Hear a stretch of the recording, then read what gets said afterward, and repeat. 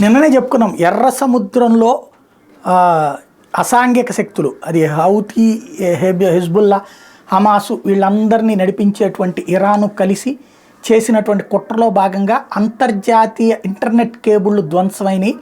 దాని కారణంగానే Facebook, Insta లాంటివి పాడైనవి, అది ఆగిపోయినాయి. ఇప్పుడు రీరూటింగ్ చేస్తున్నారు.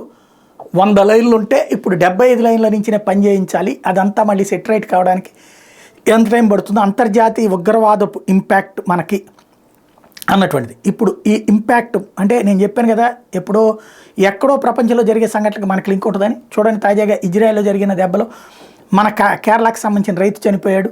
అట్లాగే ఇప్పుడు మన ఫేస్బుక్లు ఇవన్నీ కూడా ఆగిపోయినాయి. ఇప్పుడు వచ్చేటప్పటికి మన టాటా వాళ్ళు ఇబ్బంది పడ్డారు. ఇప్పుడు days of reports first emerged of under sea internet cables suffering damage in the Red see.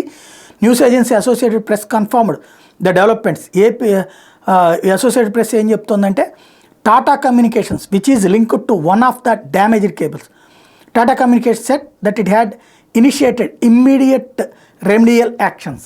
ఇందులో నష్టపోయిన దాంట్లో టాటా కేబుల్ కూడా ఉంది. టాటా ఇంటర్నెట్ కేబుల్స్ కూడా దెబ్బతిన్నాయి. అవి కూడా అందులో ఉన్నాయి సముద్రంలో. ఇప్పుడు ఆ కేబుల్స్ని తాజాగా ఆల్టర్నేటివ్ ఏర్పాటు చేస్తున్నామని టాటా చెప్పింది.